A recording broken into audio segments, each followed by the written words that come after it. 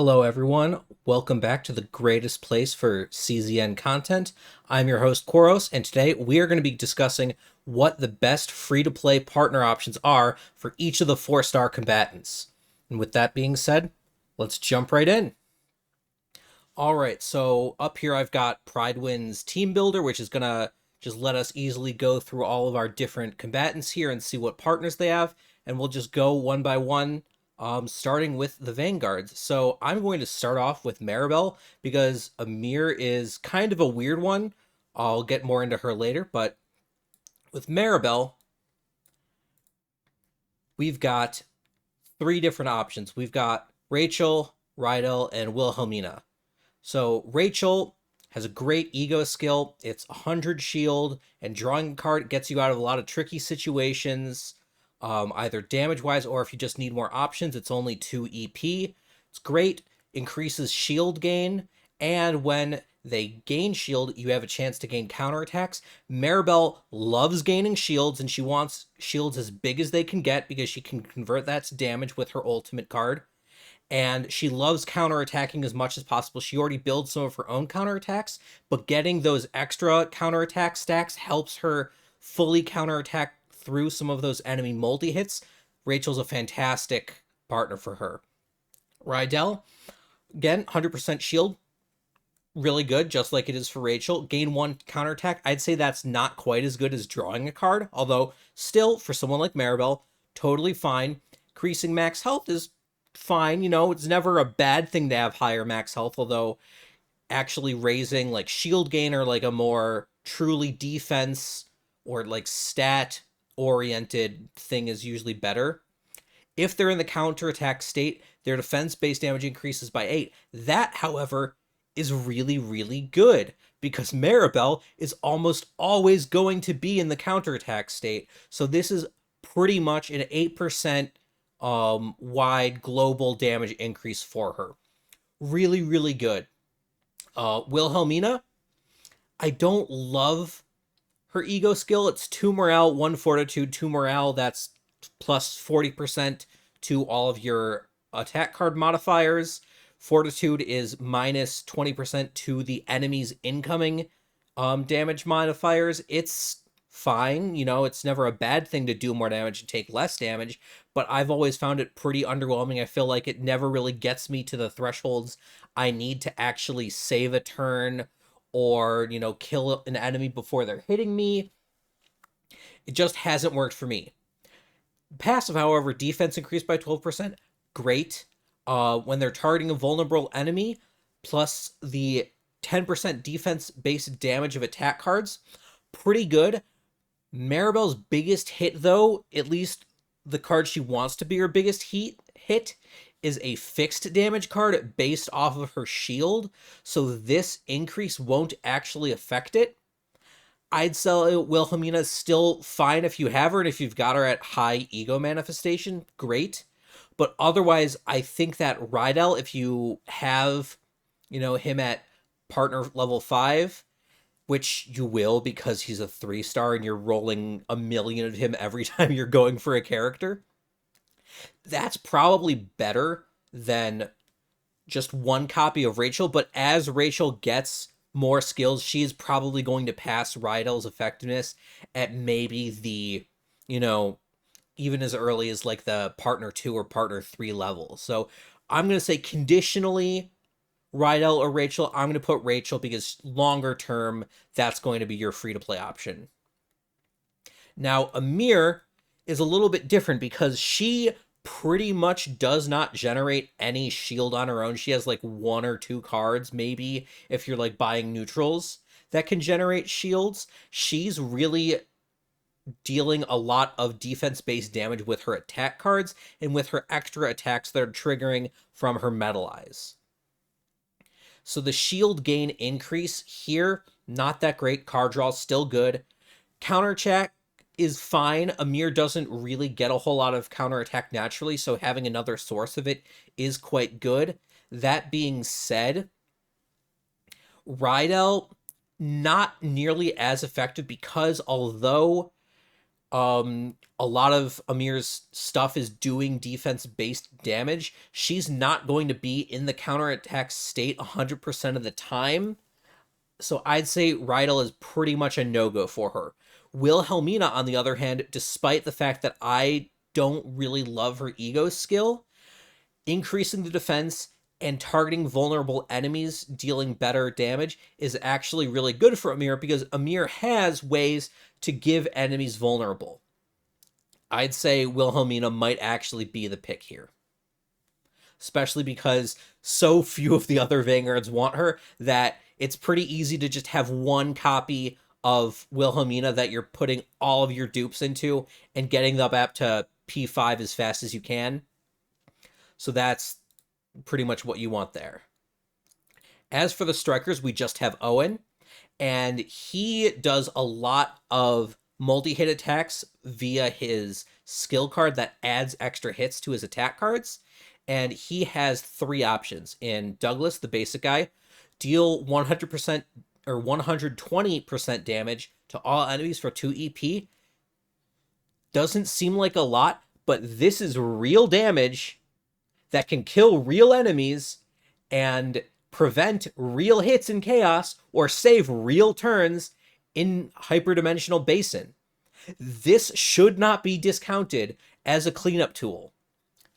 The attack increase, just generically quite good. The turn 1 damage, honestly, there are a lot of strikers who want to do setup and they want to play upgrades and they want to prepare for a big hit turn, and that's not going to be on turn 1, so that part isn't as good for them. Owen is not one of those characters. Owen is totally fine as long as you've got the combo pieces to just throw out all his damage on turn 1 and try and end things as quickly as possible. That part really good. I'd say Douglas is great for him. Lillian, again, 100 damage to all enemies. That's not quite as much as Douglas, but it still is very real damage. And you get to draw the attack card. However, you don't get to draw his like big 2-hit, or not 2-hit, 2 AP AoE swing with it, so it's not quite as good for assembling his big combo, but the real downside is that this costs 3 EP instead of 2, making it a little bit less flexible than Douglas when it comes to the actual active skill. The passive skill, on the other hand, similarly, it doesn't affect Owen's big 2 AP damage card, but when he uses a skill card, you get that plus 10% attack card damage, which is good because it means when you play the card to either do the +1 hit or the card that retrieves the +1 hit card and then play that +1 hit card, you are going to be stacking that up a decent amount, so that part of Lillian can be quite good. Ratoshka, 1 turn, gained 3 morale, that's plus 60% to the attack. Owen already in his basic kit has multi-hit built in. He can Epiphany for even more multi-hit, so getting 3 morale to give a plus 60% modifier to all of those hits is actually a huge boost to him, just for 2 EP. Now, this one boosts his big hit, which I'd say is great, and you get plus 5% for all of your attack cards, which if you're running Owen, you are often going to be running him with maybe a sub DPS or another full DPS even. So I'd say Ratoshka is the clear pick here, although Douglas is a very, very solid second choice. Then, moving on to the Rangers, we've got a couple, Beryl and Selena. So Beryl, she does not want to do that much on turn 1. She wants to hold her cards as long as she reasonably can until they can finish off an enemy, and as long as you have meaningful things to do with the rest of your cards with the AP you have remaining over. A lot of people, I think, misplay Beryl in that they try and hold her cards too long when they could be getting value out of them and then getting value out of the AP they're using next turn as well. But, that's probably outside the scope of this video. Point is, though, that she wants to build up. Gaining 180 shield and 1 morale is pretty flexible. The 180 shield can help you survive a hit for another turn if you want to build up a little bit more to get a big hit off. However, the additional attack damage, not something that Beryl does.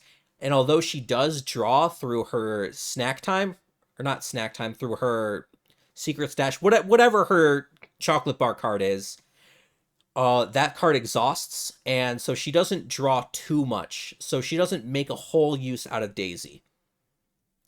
Nakia has a 200% damage shot. It's good to help push you over the edge. You know, just like Douglas is, although it's not AoE. I'd say this 200 is probably a little bit worse than Douglas's skill, but still fine for 2 ego points. The attack 8% increase, that's great. When any ally, that includes Beryl, defeats an enemy, you get 10% attack, and that can stack up a while. So that can stack up to be used on her like opening found, which is multi-hit. Can be really multi-hit if you have a way to trigger the retain multiple times. And you can trigger this damage a lot. Nakia is very, very good. Rosaria draws an upgrade, which you can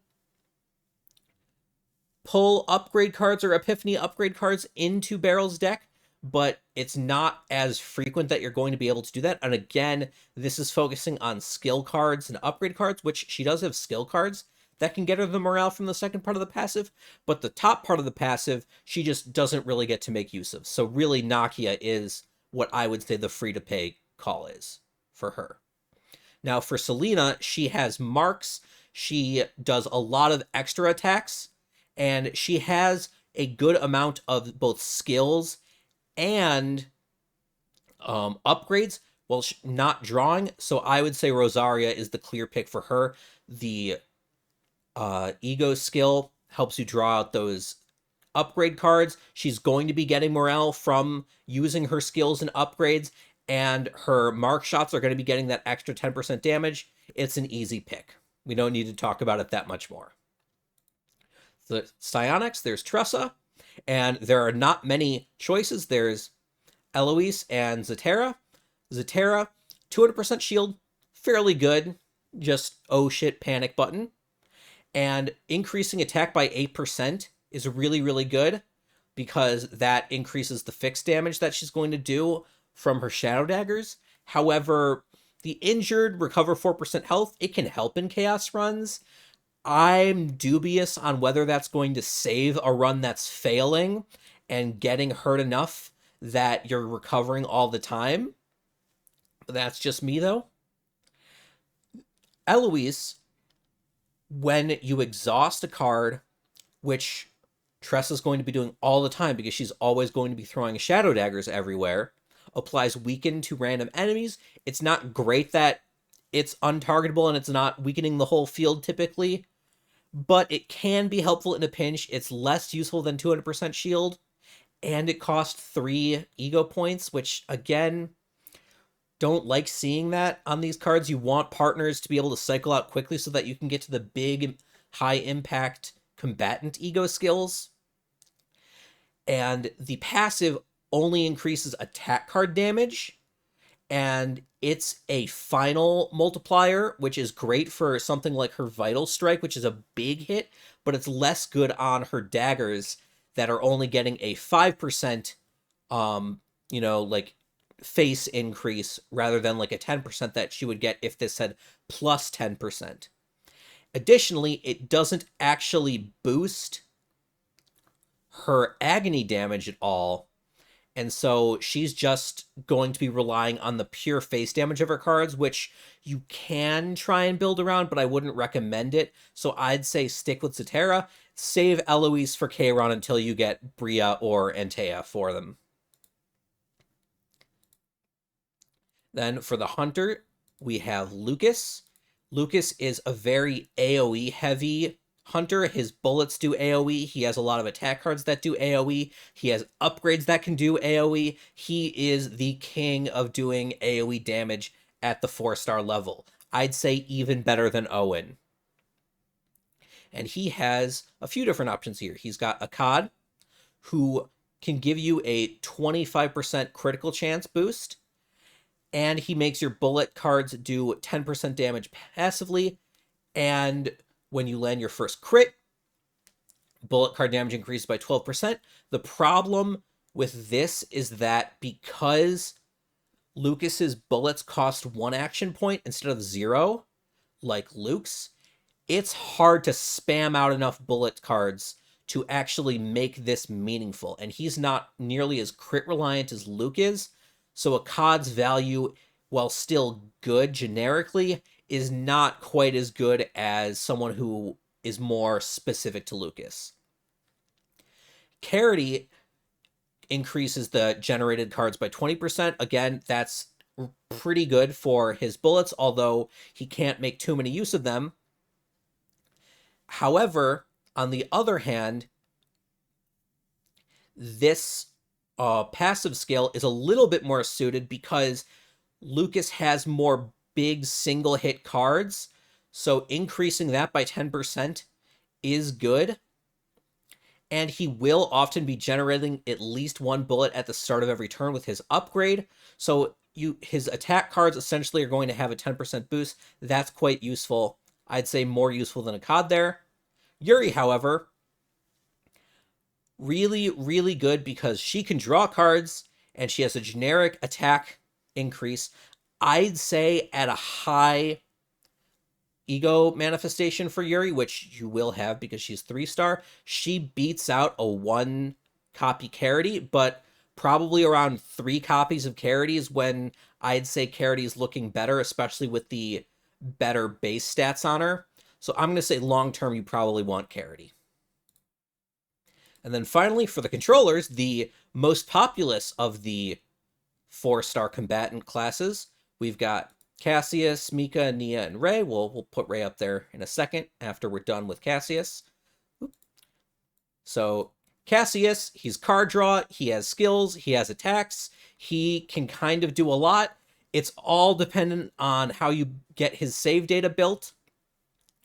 And we're going to try and look at him in a holistic manner here, but if there's some niche thing you can do with him that I forget to mention, please remind me in the comments because I'm sure other people are going to want to know too. For Alyssa, she has the 2 EP heal and increase the healing done. You also gain morale. This is generically pretty good. However, the passives, increasing defense, not as big of a deal because Cassius isn't really healing a ton with that. He's more just like spamming out heals constantly, and he's probably not going to see that much benefit from the defense increase. And the recover 3 health thing at the end of battle, I went over that with an earlier partner. I just don't see that being make or break in a chaos run that's losing.